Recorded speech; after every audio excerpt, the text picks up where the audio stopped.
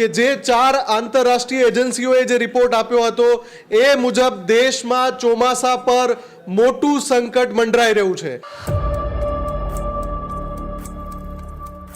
14 જૂનની આ તસવીર જોઈ લો, જેમાં છેક ઉપરથી નીચે સુધી નૈઋત્યનું ચોમાસું જે છે એના વાદળોથી આખું ભારત ઘેરાયેલું છે। એક જ દિવસમાં તમે જુઓ આખા દેશ ઉપરથી ચોમાસાના વાદળો વિખરાઈ ગયા છે। અહીંયા આખું ઘેરાયેલું હતું, તરત અહીંયા 14 નહીં 15 જૂન આ આજની તાજી તસવીર દિલ્હીથી કેન્દ્રીય હવામાન વિભાગે, જેને આપણે આઈએમડી તરીકે ઓળખીએ છીએ, એમણે રિલીઝ કરી છે। 24 કલાકમાં જ આખું ચોમાસું જાણે વિખેરાઈ ગયું હોય એ પ્રમાણે મધ્ય ભારતમાં ક્યાંય પણ વાદળો દેખાઈ રહ્યા નથી। આ તસવીરો એવું કહી રહી છે કે ચોક્કસથી ભારત પર સંકટ છે। આપણે આશા રાખીએ કે હવે જે પોઝિટિવ ઇન્ડિયન ઓશન ડાયપોલ છે એ મદદ કરે અને ચોમાસું આવે, કેમ કે ચોમાસું અત્યારે અડધો જૂન વીતી ગયો, ક્યાંય દેખાઈ નથી રહ્યું।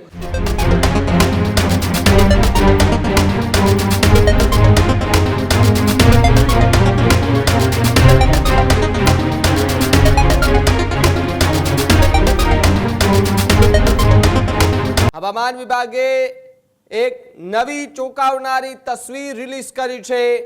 એક જ દિવસમાં દેશ પરથી ચોમાસું ગાયબ થઈ ચૂક્યું છે। કેન્દ્રીય હવામાન વિભાગની સેટેલાઇટ ઇમેજે સૌ લોકોને ડરાવ્યા છે। આલ નીનોની ઇફેક્ટથી દેશ પરથી આખું ચોમાસું ગાયબ થઈ ચૂક્યું છે। અડધું જે જૂન છે એ વીત્યો, છતાં ગુજરાતમાં હજુ સુધી ચોમાસું નથી આવ્યું। ગુજરાત સહિતના રાજ્યોમાં ચોમાસું પહોંચવાના એંધાણ પણ ન દેખાતા હોવાની વાત છે। સાથે જ સેટેલાઇટ ઇમેજથી સ્પષ્ટ છે કે ચોમાસું વિખરાઈ રહ્યું છે। 4 આંતરરાષ્ટ્રીય એજન્સીઓ કે જેઓ આગાહી કરી ચૂક્યા છે, જ્યારે અલ નીનોને લીધે દેશમાં જૂન, જુલાઈ, ઓગસ્ટની અંદર દુષ્કાળના એંધાણ દેખાઈ રહ્યા છે, જ્યારે અલ નીનોને લીધે દેશભરના ખેડૂતોમાં ચિંતાનો માહોલ જોવા મળી રહ્યો છે। આજ પ્રમાણે ચોમાસું વિખરાતું રહ્યું તો પછી વિકટ પરિસ્થિતિ સર્જાવાની શક્યતાઓ પૂરેપૂરી વર્તાતી જોવા મળી રહી છે। જે અલ નીનોની સિસ્ટમ પર જે બની રહી છે, જે સિસ્ટમ, એના પર સૌ કોઈ લોકો અત્યારે નજર રાખીને બેઠા છે। હવામાન વિભાગ હોય, હવામાન નિષ્ણાંત હોય, પરંતુ જે એક સેટેલાઇટ તસવીર જે જાહેર કરવામાં આવી છે, આ તસવીર આજે સૌ કોઈ લોકોને ડરાવી રહી છે। મુફદ્દલ ન્યૂઝરૂમથી જોડાયા છે। મુફદ્દલ, છેલ્લા એક અઠવાડિયાથી આપણે લગાતાર એક એનાલિસિસ કરી રહ્યા છે અલ નીનોને લઈને। કયા રાજ્યો છે જ્યાં ઇફેક્ટ કરવાનો છે? 4 રાજ્યો જે છે એમાં ગુજરાતનો પણ સમાવેશ કરવામાં આવ્યો છે, પરંતુ આ બધાની વચ્ચે એક સેટેલાઇટ તસવીર સૌ કોઈ લોકોને ડરાવી રહી છે। 24 કલાક પહેલા ન્યૂઝ રૂમે જે અહેવાલ દર્શાવ્યો હતો, હવે કેન્દ્રીય હવામાન વિભાગે જે સેટેલાઇટ ઇમેજ પ્રસારિત કરી છે, રિલીઝ કરી છે, એનાથી એ વાત સાબિત થાય છે કે જે 4 આંતરરાષ્ટ્રીય એજન્સીઓએ જે રિપોર્ટ આપ્યો હતો એ મુજબ દેશમાં ચોમાસા પર મોટું સંકટ મંડરાઈ રહ્યું છે। અને એની સીધી જ આપણે લાઈવ જોઈ લઈશું કે કઈ રીતે ભારતમાં ચોમાસું વિખેરાઈ રહ્યું છે, એમાં વિક્ષેપ પડી રહ્યો છે, ખેડૂતો પર માઠી બેઠી છે, ખેડૂતો પર સંકટ છે। એ ભારતની જે સેટેલાઇટ જે મૂકેલા છે, ઉપગ્રહની તસવીરો આપણે જોઈએ, માત્ર એક જ દિવસમાં કઈ રીતે ભારતમાં ચોમાસું વિખેરાઈ ગયું। સૌથી પહેલા તો 14મી જૂનની આ તસવીર છે। આ તસવીર કોઈ વોટ્સઅપ ફોરવર્ડ નથી, આપણી જે કેન્દ્રીય હવામાન વિભાગ છે, ઇન્ડિયન મટીરિયોલોજીકલ ડિપાર્ટમેન્ટ, જેને આઈએમડી કહે છે, 14 જૂનની આ તસવીર જોઈ લો, જેમાં છેક ઉપરથી નીચે સુધી નૈઋત્યનું ચોમાસું જે છે એના વાદળોથી આખું ભારત ઘેરાયેલું છે। માત્ર ગુજરાત ઉપર કોઈ વાદળ નથી, બાકી રાજસ્થાનમાં છે, મધ્યપ્રદેશમાં છે, મહારાષ્ટ્રમાં છે, આંધ્રમાં છે, તેલંગાણામાં છે, આ તામિલનાડુમાં પણ વાદળો દેખાઈ રહ્યા છે। આ તમામ રાજ્યો પર જાણે કે ચોમાસું મસ્ત રીતે આવી રહ્યું હોય એ પ્રકારની સ્થિતિ। આ 14 જૂનની તસવીર છે, કેન્દ્રીય હવામાન વિભાગે આ તસવીર રિલીઝ કરી છે। હવે હું તમને સૌથી અગત્યની તસવીર 15મી જૂનની બતાવી રહ્યો છું। સૌથી ચોંકાવનારી તસવીર છે, ભારતના જે સેટેલાઇટ હવામાં તરતા મૂક્યા છે।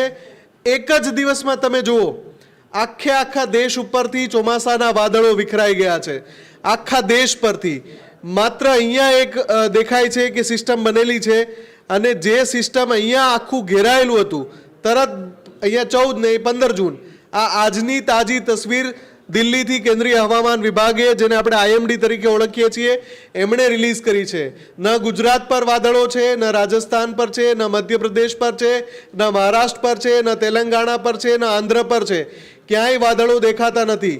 24 કલાક પહેલા જે આખું ભારત વાદળોથી ઘેરાયેલું હતું, અહીંયા આ તસવીરમાં જોઈ લો તમે, 24 કલાકમાં જ આખું ચોમાસું જાણે વિખેરાઈ ગયું હોય એ પ્રમાણે મધ્ય ભારતમાં ક્યાંય પણ વાદળો દેખાઈ રહ્યા નથી.